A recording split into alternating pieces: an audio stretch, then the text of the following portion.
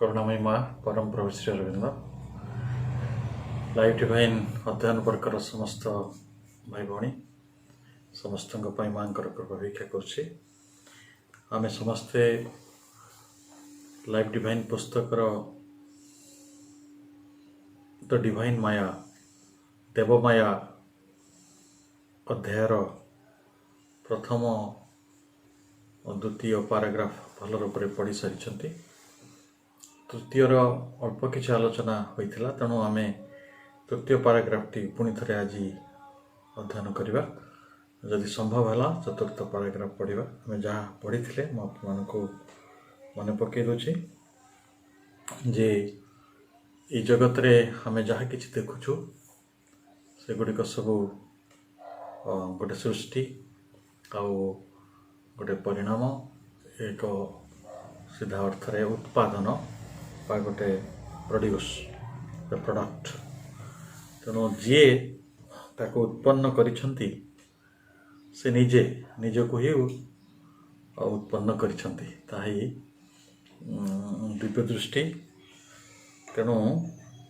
आमे जदि ये सृष्टिटी को भल भाव बुझुचु आम पूर्वपुरुष मैंने जानी यह एक लीला एवं ये कहार लीला ना चेतन शक्तिर लीला एवं आनंद रूपर एक विकास उत्सव एक आम पढ़ी एवं आम जानिछु यही सृष्टि रे जहाँ किछि रूप परिग्रहण करिछि सेटा निजे स्वयं विश्वात्मा परमात्मा जे से निजे रूप ग्रहण करिछंती ता होछि आत्म रूपायन व्यतीत और किसी नुहे तेणु निज एक संकल्पित रूप से इंडेंडेंट फॉर्म रे से निजको प्रकाशित करिछंती आत्मसत्तार एक संप्रसारण घटुछि एवं ये विश्वर जो आत्मरूपायन हिछि ता पछरे से तीनोटी मार्ग रे काम करुछंती गोटे हला विकासर प्रक्रिया तेणु आम विकास उत्सव कहूँ प्रकाश उत्सव कहूँ एवं ताकू गोटे इनक्रीज अभिवृद्धि दिगरे मध्य से गति करुच्ची यार मूल उद्देश्य हूँ से आम मानकर चेतना बा चेतना रूपे जहाँ ये रही सी केवल अनंत शक्तिर उपलब्धि करने को चाहे ता भिन्न सी आ कि करूना एक विराट अप्रकाशित आनंद एमती चिंता कले ता प्रकाशित आनंद मध्य ये प्रकाशित एवं अप्रकाशित आनंद को मध्य से अनुभव करने को चाहे एवं एठी जे आत्मसत्ता रूपे से जे रूप ग्रहण करिछि रूपायित होइछि ता पछरे मूल कारणटी हला से आनंदटी को जानिबा को चाहे एवं से अनंत उपलब्धिटी मध्य नवा को चाहे तो पुणी आम एक कथा पढ़ी जे जीवनर गभीरतम भाव करे कार्य करुवा सत्ता चित्शक्ति और आनंद तार निज विषय जेकोसी संभाव्य धारणार इंगित दौरान एवं तारी जरिया से आनंदटी को अधिक परिपूर्ण भाव में चेष्टा कर अर्थात आम समस्त उद्यम समस्त कर्म समस्त इच्छा समस्त स्वप्न सबकि गोटे आनंद आड़ को प्रकृति अग्रगति करुच्ची बिना जोटा आम कहूँ बिना उद्देश्य आम किसी काम करूनु एटा सत्य एवं परम उद्देश्यटी हूँ आनंद लाभ आमको एटा खुशी लगुच आनंद लगुच भल लगुच से आम ये क्रिया प्रवृत्त होइचु एवं जगतर लीलाटी से बाटरे गति करुच्ची आज आम तृतीय पैराग्राफ रे एक कथा पढ़िया and if there is any goal any completeness towards which things tend ताले निश्चित भाव में ये विश्व गोटे आड़ को धावित होची जदि आनंद तार लक्ष्य आदि ये जगत विश्व सृष्टिर एक लक्ष्य रही आईटा परिपूर्णता आड़ को गति करुच्ची बा जदि कौन भी परिपूर्णता थाए आम समस्ते जानू जे विश्व सृष्टि बड़ पूर्ण आदि गोटे परिपूर्णता आड़ को आम धावित होचु ताले से परिपूर्णताटी आनंद भिन्न किसी नुहे It can only be the completeness in the individual and the whole which the individual constitute. ତେଣୁ ଆମେ ଯଦି ବି ଗୋଟେ ପରିପୂର୍ଣ୍ଣତା ଆଡ଼କୁ ଗତି କରୁଛୁ, ଏଇ ଜଣେ ବ୍ୟକ୍ତି ବା ବିଶ୍ୱ ଯେଉଁ ଉପାଦାନରେ ତିଆରି ହେଇଛି ଆମେ ବାସ୍ତବିକ ସେଇ ଉପାଦାନକୁ ଗତି କରୁଛୁ। ଯେତେବେଳେ ଉପାଦାନର କଥା ଆସୁଛି ସେଇଠି ସଚ୍ଚିତ ଆନନ୍ଦର କଥା ଆସୁଛି ସ୍ୱାଭାବିକ ଭାବରେ, କାରଣ ସଚ୍ଚିତ ଆନନ୍ଦ ହେଉଛି ବିଶ୍ୱ ସୃଷ୍ଟିର ମୂଳ ଉପାଦାନ। ତେଣୁ ଆମେ ବାସ୍ତବିକ ଭାବରେ ସେଇ ସତ୍ ନିକଟକୁ ଗତି କରୁଛୁ, ସେଇ ଚେତନା ଆଡ଼କୁ ଗତି କରୁଛୁ ଏବଂ ସେଇ ଆନନ୍ଦ ଆଡ଼କୁ ଗତି କରୁଛୁ। ପୁଣି କୁହାଯାଉଛି ଯେ in the whole which the individual constitutes of its self-existence, of its power and consciousness and of its delight of being। जो कथाटी कहले आमे सेल्फ एक्जिस्टेंस सीटा हला सत, पुणी सेल्फ जोटा को आमे कहूँ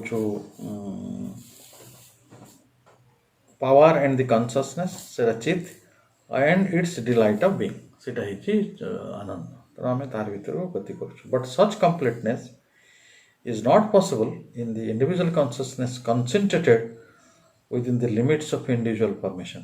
ताले आमे व्यक्ति रूप तो पाइछु, इंडिविजुअल भाव रे आमे फॉर्म हेइछु, किंतु आमे जदि व्यक्ति सत्तार गोटे सीमा भितर सब बेले आबद्ध होई रही जीवु बा रहिबा को चाहिबु, ताले आमे केबे भी सेई इप्सित कम्प्लीटनेस परिपूर्णताटी पाइबा नहीं। परिपूर्णताटी असंभव हो पड़ो से पर्यंत जेते पर्यंत व्यक्ति तार निजर सीमित चेतना, सीमित मनोबुद्धि, सीमित सत्ता, सीमित चेतना भितर रहिबा को चाहिबो, माने सेते पर्यंत आमे से एब्सोल्यूट कम्प्लीटनेस निकट रे पहुंची परिबा नहीं। पुणी कह जाउची absolute completeness is not possible in the finite. काहे कि ना व्यक्तिटा हला फाइनाइट ससीम, ता भितर सब जिनस सीमाबद्ध। तेणु गोटे सीमाबद्ध चेतना रे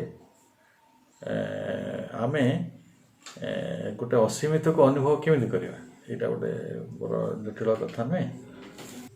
कवि गंगाधर यही कथा को लक्ष्य करी तांकर एक कवितार कहिथिले जे सर्षप गरबे रहीकि पारई हिमालय सानो मान। गोटे सोरिषर गर्भ भितर गोटे हिमालय को कौन हिमालय सान माना हिमालय पर्वत को कौन रखा जाई परियो? आपण गोटे माठिया अच्छी ता भितर कौन आपण समुद्र रखिदेवे?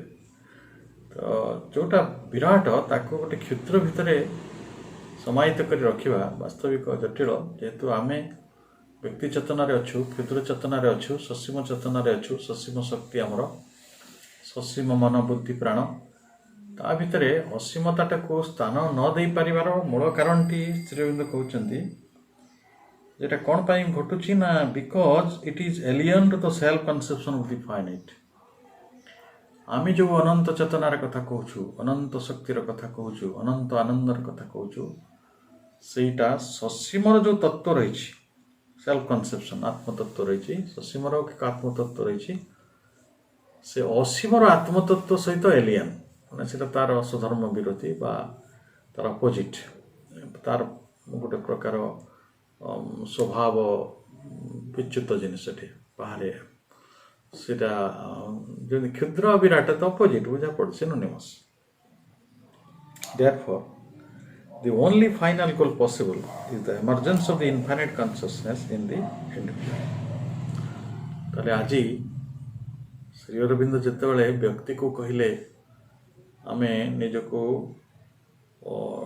डिविनाइज करिबा, आमे निजको स्पिरिचुअलाइज करिबा, आमे निजको साइकाइज करिबा, चैत्यकरण करिबा, यही सबू जो योजना से कले साधना क्षेत्र रे बा जीवन क्षेत्र रे तार मूल कारणटी कौन थिला जे आमे व्यक्ति सत्ता भितरे गोटिए इनफाइनाइट कन्सियसनेस रो असीम चेतनार अभ्युदय करिया को चाहूँ।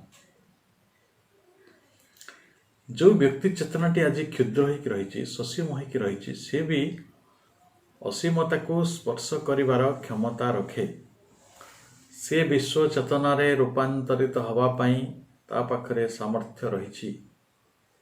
ତେଣୁ ଆମେ ସେତେ ପର୍ଯ୍ୟନ୍ତ ଏଇ ଯେଉଁ ଫାଇନାଲ ଗୋଲ୍, ଶେଷ ଲକ୍ଷ୍ୟ ଆନନ୍ଦମୟ ଅବସ୍ଥାକୁ ପ୍ରାପ୍ତ ହେବା ପାଇଁ ହେଲେ ଆମକୁ ସ୍ୱାଭାବିକ ଭାବରେ ଗୋଟେ ଇନଫାଇନାଇଟ୍ କନସିୟସନେସ୍ ଅଫ୍ ଦ ଇଣ୍ଡିଭିଜୁଆଲ ମଧ୍ୟରେ ପ୍ରବେଶ କରିବାକୁ ପଡ଼ିବ। It is his recovery of the truth of himself by self knowledge। ଆଜି ଜଗତରେ ମଣିଷ ନିଜ ସମ୍ପର୍କରେ ସବୁଠାରୁ କମ୍ ଜାଣେ। ନିଜର ବାସ୍ତବତା, ନିଜର ସତ୍ତା, ନିଜର ଚେତନା, ନିଜର ଆନନ୍ଦ, ନିଜର ଆତ୍ମା, ନିଜର ଅନ୍ତରାତ୍ମା, ନିଜର ଯାହା କିଛି ହ୍ୱାଟ୍ ଏଭର୍ ୟୁ ହ୍ୟାଭ୍, ସେଇ ସମ୍ପର୍କରେ ସେ କମ୍ ଜାଣେ। ଆଉ ସେ ବାହାର ଜିନିଷ ଗୁଡ଼ିକ ଅନ୍ତତଃ ବେଶୀ ଜାଣେ।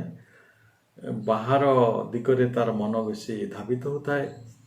ବାହାର ମଣିଷ, ବାହାର ଘଟଣା, ବାହାର ପରିସ୍ଥିତି, ବାହାର ସଂଗଠନ, ଦେଶ, ଜାତି, ରାଜନୀତି, ଅର୍ଥନୀତି ତାକୁ ଯେତିକି ବିବ୍ରତ କରୁଥାଏ, ସେ ସବୁଠାରୁ କମ୍ ଚିନ୍ତିତ ହୁଏ ନିଜର ଆତ୍ମା ସମ୍ପର୍କରେ, ନିଜର ଆତ୍ମଜ୍ଞାନ ସମ୍ପର୍କରେ। କିନ୍ତୁ ଶ୍ରୀ ଅରବିନ୍ଦ କହୁଛନ୍ତି ଏଇ କଥାର ଗୋଟେ ପୁନରୁଦ୍ଧାର ହେବ, ରିକଭରି ହେବ।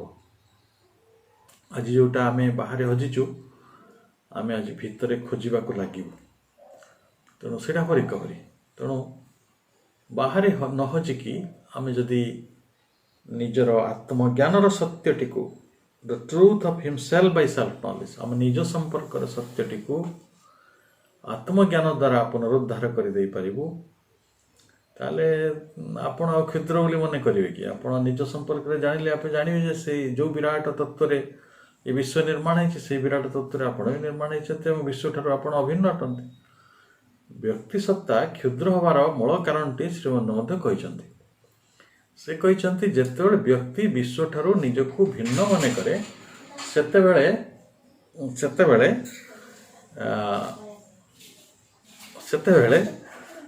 ଯେ ଆମେ କ'ଣ କରୁ ନା,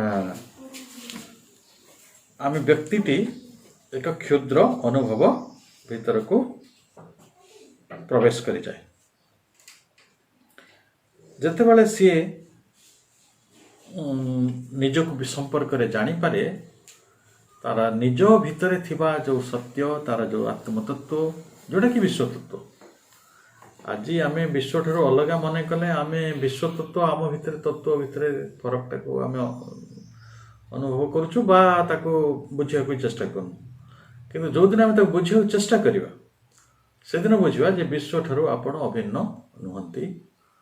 ଏପରିକି ବିଶ୍ୱ ଯେଉଁ ନିର୍ମାଣ ହେଇଛି ଯେଉଁ ପରମାତ୍ମ ତତ୍ତ୍ୱ ଦ୍ୱାରା, ସେ ତତ୍ତ୍ୱଠାରୁ ମଧ୍ୟ ଆପଣ ଅଲଗା ନୁହନ୍ତି। ଅର୍ଥାତ୍ ବିରାଟର ବୀଜ ଆପଣଙ୍କ ଭିତରେ ଥିଲା, ବିଶ୍ୱର ବୀଜ ଆପଣଙ୍କ ଭିତରେ ଅଛି ଏବଂ ମହାନର ବା ସେଇ ଐଶ୍ୱର୍ଯ୍ୟର ବୀଜ ଗୁଡ଼ିକ ସବୁ ଆପଣଙ୍କ ଭିତରେ ରହିଛି। ସେତେବେଳେ କ'ଣ ହେବ ନା, ଆପଣଙ୍କର ସେଇ ଯେଉଁ ଇନଫାନାଇଟ୍ ବିଙ୍ଗ, ଯେଉଁ ସେଲ୍ଫ ରିଏଲାଇଜେସନ୍ ହେବ, କାହାର? ଟ୍ରୁଥର, ଆତ୍ମ ଉପଲବ୍ଧି, ଯେଉଁଟାକୁ ଦେଖନ୍ତୁ ପୁରାତନ ଶାସ୍ତ୍ର, ପୁରାତନ ମୁନି ଋଷି ସମସ୍ତେ ସେଲ୍ଫ ରିଏଲାଇଜେସନ୍ର କଥା କହିଛନ୍ତି। ଯେଉଁଟା ବ୍ରହ୍ମ ଉପଲବ୍ଧି ବୋଲି ଆମେ କହୁଥିଲେ, ଆତ୍ମ ଉପଲବ୍ଧି ବୋଲି କହୁଥିଲେ, ଆତ୍ମସିଦ୍ଧି ବୋଲି କହୁଥିଲେ, ଆମେ ଯାହାକୁ ଆତ୍ମ ସାକ୍ଷାତକାର ବୋଲି କହୁଥିଲେ, ସେଲ୍ଫ ରିଏଲାଇଜେସନ୍ ତାର କେତେ ପରିଭାଷା ଅଛି।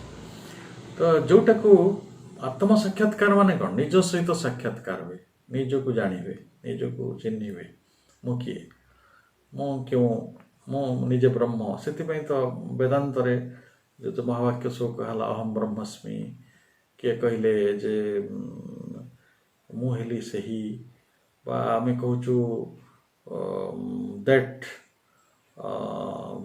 ଦ୍ୟାଟ୍ ଦାଓ ଆଇ, ବା ସେ ଯୋଉଟା ଓଂ ତତ୍ସତ୍ ଆମେ କହୁଛୁ, ବା ଆମେ କହୁଛୁ ସୋହମ୍, ମୁଁ ସେ। ତ ଏଇସବୁ ଆତ୍ମ ସାକ୍ଷାତକାର ଭିତରୁ ଆସିଯାଏ। ଏଇଟା ଆମେ ଥିଓରିଟିକାଲି ଯଦି କହିଦେବା ମୁଁ ଯିଏ ଭଗବାନ ସିଏ, ତାହେଲେ ତ ଏଇଟା ଗୋଟେ ଥିଓରିଟିକାଲ ହେଇଯିବ। କିନ୍ତୁ ରିଅଲାଇଜେସନ୍ ପର୍ଯ୍ୟାୟକୁ ଆସିବ, ଆପଣଙ୍କ ଅନୁଭୂତି ଭିତରକୁ ଏଇଟା ଆସିବ, ସେଟା self realisation, the truth of the infinite being. କ'ଣ ଆପଣଙ୍କ ଅନୁଭବ ଭିତରକୁ ଆସିବ ନା, जो अनंत सत्तार सत्य आसीबो द इनफाइनाइट इन कॉन्शियसनेस चेतनार असीमत्व भी आसीबो the infinite in delight reposes as is own self एवं से अनंत असीम आनंद जहाँ आमको घेरी रही तार निज सत्ता द्वारा निजर वास्तवता द्वारा अप हुई finite is only a mask सेते बेले आमे पढ़ी जे फाइनाइटा गोटे आमे जो ससीम रूप ग्रहण करिछु बा आमे कहूँ मु मोर नाया मोर गाया मोर घर मु सब ये जो मु तत्वटी रही सेटा गोटे मास्क से अनंतर आमे से मुखाटा को सत्य मन करछु देखु गोटे छोट पिला को बाघर मुखा पिंधि जड़े लोक जीव तो पिलाटी कौन मन कर बाघ आसी जदि भूतर मुखा पिंधि जाए पिलाटी कौन मन कर भूत आसी किंतु प्रकृत रे कौन से बाघ थिला ना भूत थिला सी गोटे मुखा परिधान करथिला अर्थात आमर व्यक्ति सत्ता जो धारणा गुड़ी को धारण करे ता वास्तविक मायार अंतर्भुक्त विषय अज्ञानतार अंतर्भुक्त विषय एवं से लीलार अंतर्भुक्त विषय जहाँ फल आम गोटे इंडिविजुअल बल अहं प्रेरित होगी किसी कार्य जगत रे करि जाउछु देखंतु किछ समय आगु आम पाखे जड़े लोक थे सी आमको साहाय्य करने प्रतिश्रुति देले यही काम मु आपणकर करदेवी सोमट अच्छा प्रकृति रे बहुत भितर जाइक देखिए तांको भितर गोटे अहं प्रेरित चेतना काम करुछि जे मु लोक मानक साहाय्य करुछि एवं से साहाय्य करिया फल से गोटे आनंद पाउछन्ति तो से क्षति तो किसी है ना विश्वर कल्याण होची जड़े देखो आत्म भरिता द्वारा आत्म श्लाघा द्वारा आत्म जो प्रतिष्ठा द्वारा अहंकार द्वारा जगत रे क्षति तो किसी है रावण मान भले शक्ति मान द्वारा जो मैंने निजाको चूड़ान्त सत्य पहुँची सारी आस्वाहन करुले किंतु यही जगत रे प्रात्यहिक लीला गुड़िक जहाँ जो संगठित होची जगत रे ये अनेक जिनिस गोटे इंडिविजुअल फॉर्म रे थिबा मास्क मान द्वारा आपे आपे घटी जाउछि काम कर दिया जाउछि देखो आपण गोटे ड्रामा करेंगे जड़े लोक थी से ड्रामा आ से मुखा भी पिंधेबी से कौन सब क्यारेक्टर करदेव क्यारेक्टर तो गोटे ना क्यारेक्टर तो बहुत तो तेणु सब क्यारेक्टर गुड़ी को सब रोल देवाई हेले आपण को बहुत गुड़े क्यारेक्टर तैयारी करा पड़ुछि नाट्यकार जो नाटक लिखती से केते जन को कौ प्रकार दायित्व देवे क्या कौन भूमिका देवे कौ चरित्र निर्माण करेंगे यहाँ गोटे जरूरी विषय भली यही सृष्टि व्यक्ति कतेक व्यक्ति कौ परिमाण कार्य करेंगे कि प्रकार चेतन काम करेंगे कौटी काम करेंगे कौ श्रेणी रे रही काम करेंगे कौ कोटि रही काम करेंगे ये समस्त कथा गुड़िक जो भली गोटे पूर्व निर्दिष्ट होकर रही आम ताकू ही माया बोली कहूँ an instrument of various expression से माने हेले बहुविध जो प्रकाशर गोटे गोटे जंत्र देखो सतरे भी बहीर बही काम अच्छी बोतल बोतल काम अच्छी मोबाइल मोबाइल काम अच्छी टेलीफोन टेलीफोन काम अच्छी टीवी टीवी काम अच्छी सोफार सोफा काम अच्छी ये जमी जड़ जगत सत्य कारण सोफारे आप बसी पार्टी आप बही पर बसवे ना बोतल पर बसवे ता तो करें ना से भाई आम व्यक्ति गुड़िक भी से भाई देखिए केते गुण आ केते प्रतिभा नहीं कि अलग अलग आसु जन्म हो कहीं किए भल घास काटी पार्छ तो किए भल कथा कही पार्छ किए भल गीत गाई पार्छ किए भल रोषे कर पार्छ किए भल नाची पार्छ किए भल नेतृत्व नहीं पार्छ किए क्या बेसी प्रभावित कर पार्छ तो किए गोटे भल कर्मी हो पार्छ तेणु यही जगत रे सब लोक को देखिए किसी ना कि गुण रे ईश्वर ताको भरिक देइछन्ति किछि भी आपण नितांत जो माने पाठ पढ़ी ना मलिमंडिया मलिया मजदूर जो मान विषय आम के भावुना से माने भी निश्चित बहु बाटर प्रतिभाधर आ से जो कामटा करते मु आपण को उदाहरण दूसरी परदिन राति बहुत वर्षा है झड़ है तो ये पत्र झड़ा ऋतु आम कॉलेज कैंपस रे बहुत गुड़े गछ अच्छी से गचर सब पत्र सब झड़ी पड़ा ओदा होगा सब वर्षा हेले से जो सफासफी कामटी जो मैंने कर काम तो मुझे से निखुण भाव कर चेष्टा करी not possible on our part हेले मु जो कामटी करुँचे भी करें ତେଣୁ ଏଇ ଜଗତରେ ଏଇ ଯେଉଁ ମାସ୍କ ଗୁଡ଼ିକ ବା ଇଣ୍ଡିଭିଜୁଆଲ ଗୁଡ଼ିକ ତିଆରି ହେବା ମୂଳରେ ଭଗବାନଙ୍କର ଗୋଟେ ବିଶ୍ୱ ଲୀଳାଟିକୁ ସଂଗଠିତ କରିବା ପାଇଁ ବିଶ୍ୱ ଲୀଳାଟିକୁ କାର୍ଯ୍ୟାନ୍ୱିତ କରିବା ପାଇଁ ତାକୁ ଏକ୍ଜିକ୍ୟୁସନ୍ ପାଇଁ ସିଧା କଥା ଏବଂ ଏଇ ଜଗତକୁ ସୁନ୍ଦର କରିବା ପାଇଁ ସ୍ୱର୍ଗ କରିବା ପାଇଁ ଗୋଟେ ଚମତ୍କାର ଆୟୋଜନ କିନ୍ତୁ ମଣିଷ ସେକୁ ବୁଝି ନ ପାରୁଥିବାରୁ ସିଏ ତାକୁ ଉଚ୍ଚ ନିଚ ଅଶିକ୍ଷିତ ଗରିବ ଧନୀ ସୁନ୍ଦର ଅସୁନ୍ଦର କେତେ ବାଟରେ ମଣିଷକୁ ଷ୍ଟ୍ରାଟିଫାଏ କରୁଛି ଆଉ ବଡ଼ ଇଲୋଜିକାଲ କନଫ୍ଲିକ୍ଟ ଭିତରେ ଆମେ ନିଜକୁ ପ୍ରବେଶ କରାଉ କିନ୍ତୁ ଦେଖିବେ ଅନୁଷ୍ଠାନରେ ହେଉ ପରିବାରରେ ହେଉ ପ୍ରତ୍ୟେକ ମଣିଷର କିଛି ନା କିଛି ଭୂମିକା ରହିଛି। ଆପଣଙ୍କ ଘରେ ଛୋଟ ପିଲାଟିଏ ଯେ କିଛି କାମ କରେନି ସେ ସମସ୍ତଙ୍କ ଅତାଡ଼ି କରେ କଳିଗୋଳ କରେ ହସେ କାନ୍ଦେ ସମସ୍ତଙ୍କୁ ହଇରାଣରେ ପକାଏ। ଆଚ୍ଛା ଭାବନ୍ତୁ ତ ମାଇନସ୍ ଦ୍ୟାଟ୍ ସ୍ମଲ୍ ଚାଇଲ୍ଡ ଆପଣଙ୍କ ଫ୍ୟାମିଲିରେ କ'ଣ ଅଛି? କିଛି ନାହିଁ, you are a big zero. ତାମାନେ ସିଏ କ'ଣ କରୁଥିଲା? କିଛି କରୁନଥିଲା। ଆପଣଙ୍କ ଦୃଷ୍ଟିରୁ ସେ କେବଳ ଉତ୍ପାଦ ହିଁ କରୁଥିଲା। ତ ମାଆ ମାନେ ସବୁବେଳେ କହନ୍ତି ପିଲାଟା କେତେ ଉତ୍ପାଦ କରୁଛି, ସ୍କୁଲ ଗଲେ ସେ ଭଲ ଲାଗିବ। କିନ୍ତୁ ସେ ସ୍କୁଲ ପଳେଇଲା ପରେ ସବୁଠାରୁ ବେଶୀ ଶୂନ୍ୟତା ଟିକେ ଅନୁଭବ କରେ, ମା ହିଁ କରେ। ତେଣୁ ହଠାତ୍ ରୋଲ୍ ଅଫ୍ ଦି ଚାଇଲ୍ଡ ବହୁତ କିଛି ଥିଲା ଯେ ସେ କିଛି ନହେଲେ ଆମର ମନୋରଞ୍ଜନ ତ କରୁଥିଲା, ଆମକୁ ତ ପ୍ରି ଅକୁପାଇ ରଖୁଥିଲା, ଆମେ ତା ବିଷୟରେ ତ ଚିନ୍ତା କରୁଥିଲେ। ତେଣୁ ଯେଉଁଦିନ ସେ ଆମଠାରୁ ଅନ୍ତର ହେଇଯାଉଛି ଆମେ ସେଦିନ କେତେ ଶୂନ୍ୟତା ଅନୁଭବ କରୁଛୁ। ସତେ ଆମ ଜୀବନରେ ଆଉ କିଛି ସୁଖ ନାହିଁ, ଆମେ ତା ବି ତ ଅନୁଭବ କରୁଛୁ।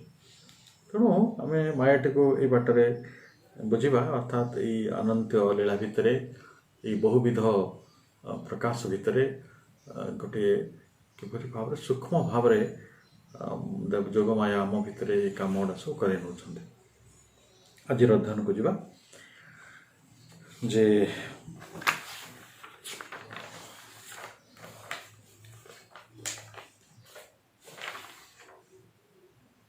ଆଜିର ଅଧ୍ୟୟନ ଥିଲା thus by the very nature of the world play as it has been realized by Sachidananda in the vastness of his existence extended as space and time। ତେଣୁ ତାଙ୍କରି ଯେଉଁ ଭାଷ୍ଟନେସଟା କାହାଙ୍କର? ସଚିଦାନନ୍ଦଙ୍କର ଯେଉଁ ବିରାଟତ୍ଵ, ସେଇ ଅନନ୍ତ୍ୟ, ସେଇ ଅସୀମତ୍ଵ ଭାଷ୍ଟନେସ୍, ସେଇ ଭାଷ୍ଟନେସଟା କେଉଁଠିକି ଏକ୍ସଟେଣ୍ଡ ହେଇଛି ତାଙ୍କ ଚିତ୍ ସତ୍ତାଟା, ମାନେ ଯେଉଁ ଏକ୍ଜିଷ୍ଟେନ୍ସଟା, ଯେଉଁ ଚିତ୍ ଆମେ ଯେଉଁଟା କହୁଛୁ, ଯେଉଁଟାକୁ ଆମେ ସତ୍ କହୁଛୁ, ସତ୍ ଚିତ୍ ଆନନ୍ଦ। ସତ୍ ଯେତେବେଳେ ଆସିବ ସେଟା ହେଉଛି ଏକ୍ଜିଷ୍ଟେନ୍ସ, ଯେତେବେଳେ ଚିତ୍ ଆସିବ ସେଟା କନସିୟସନେସ୍, ଯେତେବେଳେ ଆନନ୍ଦ ଆସିବ ସେଇଟା ହେଉଛି ବ୍ଲିସ୍। ତେଣୁ ଆମେ ତାକୁ ଇଂରାଜୀରେ ଏଇ ବାଟରେ ବର୍ଣ୍ଣନା କଲେ।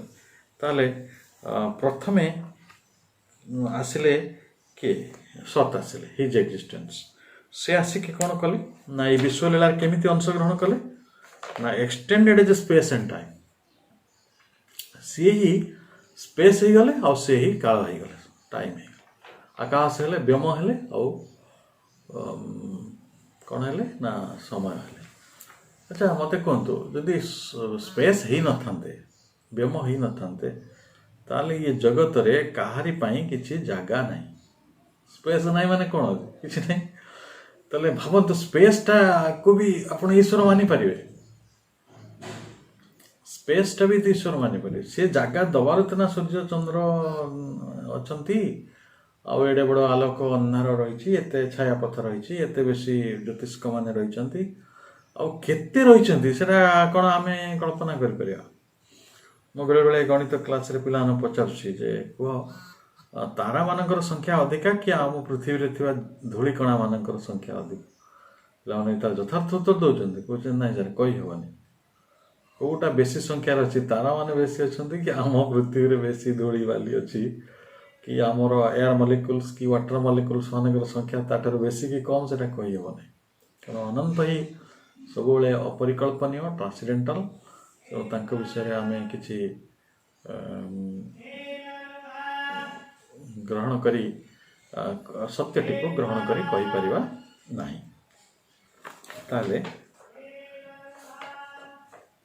ଯେ ସ୍ପେସ୍ ଆଉ ଟାଇମ୍ ସେ ହେଲେ, ସ୍ପେସ୍ ଆଉ ଟାଇମ୍କୁ ଟିକେ ଦେଖିବେ, ଚିନ୍ତା କରିବେ, ପ୍ରକୃତରେ ଅସୀମତ୍ୱର ସେଇଟା ହେଉଛି ଗୋଟେ ସବୁଠାରୁ ବଡ଼ ନିଦର୍ଶନ। କାହିଁକି ନା କାଳଟା आम पाई सिना ससीम आम गोटे 100 वर्ष कि 50 वर्ष कि 80 वर्ष बंचुचे किंतु कालटा कौन से सरी कालर आरंभ ना आदि ना से केवे आरंभ होता कहुपर आटा केवे शेष हम ता कहुपर एपरी गोटे कंटिन्यूटी यहाँ हूँ शाश्वत यहाँ हूँ ईश्वर परिचय जमी स्थान गुड़िक कौटू आरंभ हो कौट शेष होनी अनंत से भाई ये केते बड़ ता भी कही हेनी ये कौ जगह कौ दिग को व्यापी से स्पेस माने कौ उत्तर दिगरे जाइए कि दक्षिण दिगरे जाइए आम जमी कहीपरनु से बदी कालर आरंभ भी जाना ना कि कालर शेष कौटी हो ता भी जाना ना गोटे निर्दिष्ट समय प्राणी माने जगत को आसुंच वृक्ष लता दी आसुंच गोटे जड़ जगत भी तैयारी होची से तार समस्त गोटे लंगजिविटी अच्छी गोटे आयुष अच्छी आपण अनंत काल पर्यंत ये रही पारे ना किंतु काल रही अन्य वस्तु काल बा स्पेस और टाइम जहाँ रूप देछि से रूपटी ये रही पार ना किंतु स्पेस रहिबो टाइम रहिबो कारण यहाँ हूँ सतर बा एक्जिस्टेंस सबुठार दुईटी बड़ प्रमुख कथा तापरे we have to conceive first of an involution and a self-absorption of conscious being into the density and infinite divisibility of the substance. केते चमत्कार भाव से कथा गुड़ी को आमको केते काव्यिक ढंगरे केते कलात्मक शब्द व्यवहार करी केते गभीर प्रत्ययर सहित केते भल दर्शनर मूलभूत कथा गुड़ी को श्री अरविंद कह चेष्टा कर आमको प्रथम धारण करने हम प्रथम बुझा पड़ो इनभल्यूशन टी आ सेल्फ ऑब्जर्वेशन टी इनभल्यूशन इभल्यूशन गोटे विपरीत प्रक्रिया जो इनभल्यूशन कहले विराट जो क्षुद्र हो जाती ये उदाहरण मुझे गछ मंजी होगला ता भितर मंजी भितर गछर संभावनाटी गछर समस्त गुण धर्म धरतु गोटे खट्टा गछर आंब खट्टा आंब गछ तार मंजी भितर से खट्टा आंब गछटा ही संगुप्त हो रहा लुचिक रहा आप जापर कि मंजीटा देखिए यहाँ खट्टा कि मीठा कहीपर ना किंतु तार समस्त गुणधर्म क्षुद्र भितर समाहित होगला से हूँ इनभल्यूशन तेणु जिते बड़े अतिचेतना निश्चेतना भितर कोल्हे आसती सेटा हला इनभल्यूशन किंतु से निश्चेतना जिते बड़े अवचेतना मध्य दे मग्न चेतना मध्य दे पुणी थे अतिचेतना आड़ को जाऊ थाए अर्थात मंजीटी पुणी गछ होता है आम पुणी प्रकाश बोली कह इभल्यूशन कह विवर्तन कह आमको ये समृद्ध हबार कला लुचि पड़ार कला गोटे गछ जो मंजी भितर लुचि पड़े से लुचि पड़ार कला इनभल्यूशन समृद्ध माने आड़ुहाड़ रहीबार जो वृत्ति ताको आम समृद्धि कहचे आउ सेल्फ ऑब्जर्वेशन माने ता भितर सी आत्म समाहित हो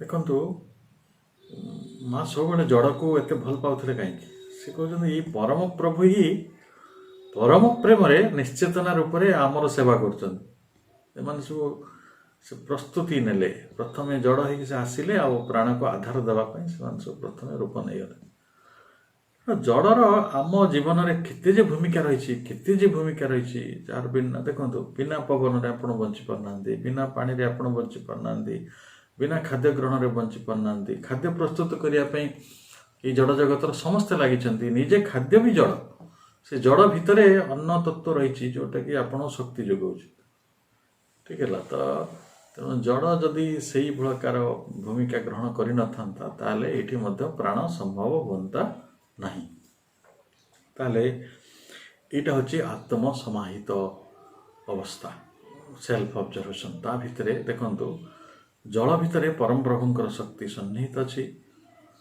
खाद्य भितरे अन्न भितरे तांकरी शक्ति संगुप्त हो रही समाहित हो रही तेबे तो आमे तांको जीवन कहते तो आमे से अन्न ब्रह्म बोली कहते अन्न ब्रह्म बोली आमे तो स्वीकार करिछु कारण बिना अन्न रे कहारी जीवन किसी अस्तित्व नहीं ताले केवल आत्मा तिष्ठि रही पार नहीं, अन्न उपर निर्भर करुच्ची, जल उपर निर्भर करुच्ची, पवन उपर निर्भर करुच्ची। से जो आत्म समृद्ध और आत्म समाहित पथरे किए जाइछन्ति ना कॉन्शियस बीइंग, जोड़ा चेतना बोली कहते, चित्त बोली कहते, कोटि जाइछन्ति ना into the density and infinite divisibility of the substance. ये सांद्रता भीतर को जाइछन्ति। देखंतु जे स्पेस थिला, शून्य थिला, से डेंसिटी भीतर चली गला, घन रूप है।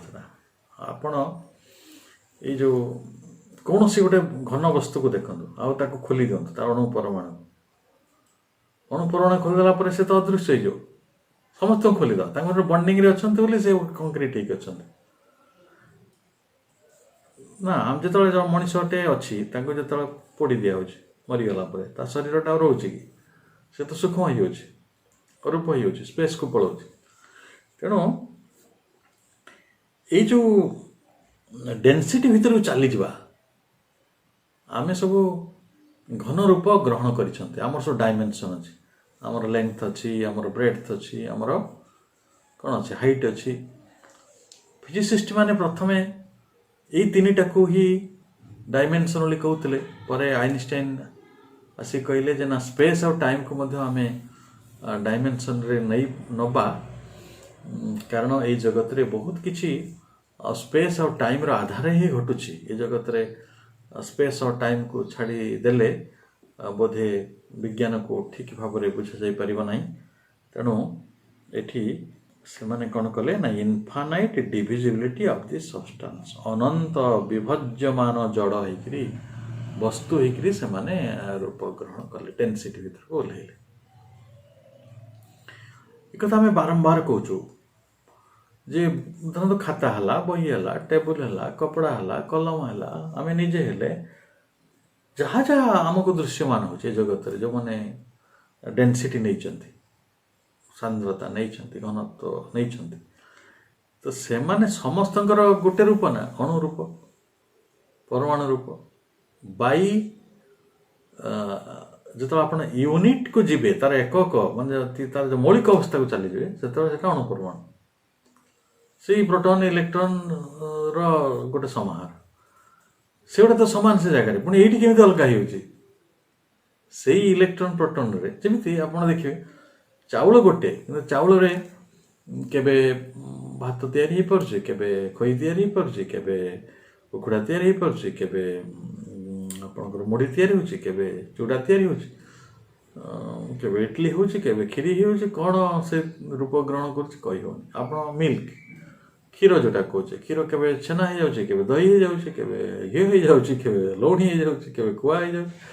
तो से भाई ये वस्तु माने निजे रूपांतरित होती गोटे रूप गोटे रूप को आ अणु माने से जो इनफाइनाइट कॉन्शियसनेस से कौन होती ना डिविजिबिलिटी ऑफ द सब्सटेंस रे परिणत होती। For otherwise there can be no finite variation. तांको भिन्न ये फाइनाइट वेरिएशन आमे तो देखो फाइनाइट वेरिएशन आमे सब फाइनाइट वेरिएशन कहले सुसीम पार्थक्य गुड़िक सुसीम विभिन्नता वेरिएशन अच्छे। आमको कलम अलग दिशुची, खाता अलग दिशुची, टेबुल अलग दिशुची, आम मोबाइल अलग दिशुची, किंतु एटा तो इनफाइनाइट वेरिएशन। गोटे गछर पत्र केते अलग अलग, आंब गछर पत्र अलग, जामु गछर पत्र अलग, निंब गछर पत्र अलग, तापरे निंब गछर सब पत्र गुड़िक सामान नुहति। देखो गत काली गोटे पाठशाला कहती आपणकर आखि आखि समस्त अच्छी कि समस्त आखि कौन सामान, समस्त आखि अलग अलग, समस्त कंठस्वर अलग अलग। यहाँ को आम कहवा इनफाइनाइट वेरिएशन। ये इनफाइनाइट वेरिएशनटा संभव होता नहीं बा ससीम रूप से जोड़ाक आत्म प्रकाश करुच्ची मास्क रूप से भी संभव होता नहीं। नेक्स्ट जदि परवर्ती कथाटी है an emergence of the self imprisoned force into formal being, living being, thinking being. ताले से जो निजको जे आत्मबद्ध कर रखिंट सेल्फ इम्प्रिजन्ड से विराट शक्ति ନିଜକୁ ଇମ୍ପ୍ରିଜନ୍ କରିଦେଉଛନ୍ତି, କ୍ଷୁଦ୍ର କରିଦେଉଛନ୍ତି, ବନ୍ଧନରେ ପକାଉଛନ୍ତି, ବଣ୍ଡିଂ ଭିତରକୁ ଆସୁଛନ୍ତି। ଆପଣ କେମିକାଲ ବଣ୍ଡିଂ ତ ବୁଝୁଛନ୍ତି। ଆସିକିରି କ'ଣ କରୁଛନ୍ତି ନା ଗୋଟେ ରୂପମୟ ଆଉ ଜୀବନମୟ ଆଉ ଗୋଟେ ମନମୟ ସତ୍ତାରେ ପରିଣତ ହେଇଯାଉଛନ୍ତି। ଦେଖନ୍ତୁ, ସେଇ ସମାନ ଶକ୍ତି, ସେଇ ଚେତ୍ ଶକ୍ତି ରୂପ ପ୍ରଦାନ କରିଛନ୍ତି ଫର୍ମାଲ ବିଂ, ଆଉ ସେ ବି ପ୍ରାଣ ପ୍ରଦାନ କରିଛନ୍ତି, ଜୀବନ ଦେଇଛନ୍ତି, ଲିଭିଂ ବିଂ, ଆଉ ସେ ମଧ୍ୟ ଥିଙ୍କିଂ ବିଂ ହେଇଛନ୍ତି। ହେଲା, ଅର୍ଥାତ୍ ଥିଙ୍କିଂ କିଏ କରେ? ମନ କରେ। ତେଣୁ ସେ ମନମୟ ସତ୍ତାରେ ପରିଣତ ହେଇଛନ୍ତି ସେଇ ସମାନ ଶକ୍ତି। ଆଉ ଶେଷରେ a release of the formed thinking being into the free realization of itself as the one। ଆଜି ଶେଷରେ କ'ଣ ହେବ ନା ଏଇ ଯେଉଁ ରୂପ ଗ୍ରହଣ କରିଥିବା ମନୋମୟ ସତ୍ତା ଥିଙ୍କିଂ ବିଂ ଯେ ଚିନ୍ତା କରିପାରୁଛି, ତ ସେ ସତ୍ତା ନିଜକୁ ଗୋଟେ ଫ୍ରି ରିଅଲାଇଜେସନ୍ ଆଡ଼କୁ, ମୁକ୍ତ ଉପଲବ୍ଧି ଆଡ଼କୁ ଯିବ। ସେ ଯେ କ'ଣ ବୁଝିବ ନା of itself as the one, ସେ ସେଇ ୱାନ୍ନେସ୍ ଆଡ଼କୁ ଚାଲିଯିବ। ଯେଉଁଟା ସୁପ୍ରିମ୍ ଡିସ୍କଭରି ମା କହିଲେ ଯେ ଆମେ ନିଜକୁ ଭଗବାନଙ୍କର ପ୍ରତିଭା ବୋଲି, ଭଗବାନଙ୍କର ଡିଭାଇନ୍ ସ୍ପାର୍କ ବୋଲି ଅନୁଭବ କରିବା, ଆଉ ଅନ୍ୟମାନଙ୍କ ଭିତରେ ବି ସେଇ ସ୍ପାର୍କ ରହିଛି ବୋଲି ଅନୁଭବ କରିବା। ସେଇଟା ତ ୱାନ୍ନେସ୍। ୱାନ୍ନେସ୍ କହିଲେ ଆମେ ବୁଝୁଛୁ ବୋଧେ ଖାଇ ପିଇ ସାଙ୍ଗ ହେଇକି ରହିବାଟା oneness, but that is maybe harmony. କିନ୍ତୁ ୱାନ୍ନେସ୍ କହିଲେ ଆପଣ ଯିଏ, ମୁଁ ସିଏ, ଏଇଟା ହେଉଛି ୱାନ୍ନେସ୍। କିନ୍ତୁ ଏଇଟା କେତେ ସମୟ ଲାଗିବ, ଏଇଟା ତ ବର୍ତ୍ତମାନ ସୁଦ୍ଧା କୁହାଯାଇପାରିବନି। ଏବେ ତ ଆମେ କହୁଛୁ ଭାଲୁ ଅଲଗା, ବାଘ ଅଲଗା, ମଣିଷ ଅଲଗା, ମାଙ୍କଡ଼ ଅଲଗା, ଆମେ ତ ଅଲଗା ଅଲଗା ଭାବୁଛୁ। କିନ୍ତୁ ଗୋଟିଏ ସେନ୍ସରେ ବୁଝିଲେ ଯେ itself as the one and the infinite at play, ସେଇ ଅନନ୍ତ ଲୀଳା କାରଣରୁ ଏଇସବୁ ବିଭିନ୍ନତା ତିଆରି କରିଛନ୍ତି, ବୈଚିତ୍ର୍ୟ ତିଆରି କରିଛନ୍ତି in the world. By the release its recovery of the boundless existence, consciousness and bliss, that even now it is secretly, really and eternally। ତାହେଲେ ସେ କ'ଣ ହେବ ନା ଯେତେବେଳେ ଏଇ ୱାନ୍ନେସ୍ ଆସିବ, କେତେବେଳେ ଆସିବ ନା ଯେତେବେଳେ ଆମେ ସେହି ବନ୍ଧନହୀନ, ସୀମାହୀନ, ବାଉଣ୍ଡଲେସ୍ ଏକ୍ଜିଷ୍ଟେନ୍ସ, ବାଉଣ୍ଡଲେସ୍ ତ ବୁଝା ପଡ଼ୁଛି, ଏଠି ସେ ବାଉଣ୍ଡେଡ୍, କିନ୍ତୁ ରିଅଲି ଇଜ୍ ବାଉଣ୍ଡଲେସ୍। ଆଉ ଏଇଠି ଯେଉଁ କନସିୟସନେସ୍, ବ୍ଲିସ୍, ଯେ ସେଇ ସଚିଦାନନ୍ଦ ସିଧା କଥା, ସେ ସଚିଦାନନ୍ଦଙ୍କୁ ସେ ପ୍ରପର୍ଲି ରିକଭର୍ କରିଦେବ, ପୁନରୁଦ୍ଧାର କରିଦେବ। ତ ୱାନ୍ନେସ୍ ପାଖରେ ପହଞ୍ଚିବ, ସେ ତ ସେଇ ଅସୀମତ୍ଵ ପାଖରେ ପହଞ୍ଚିବ ହିଁ। ଆଉ ବର୍ତ୍ତମାନ ସେ କେଉଁଠି ଅଛନ୍ତି?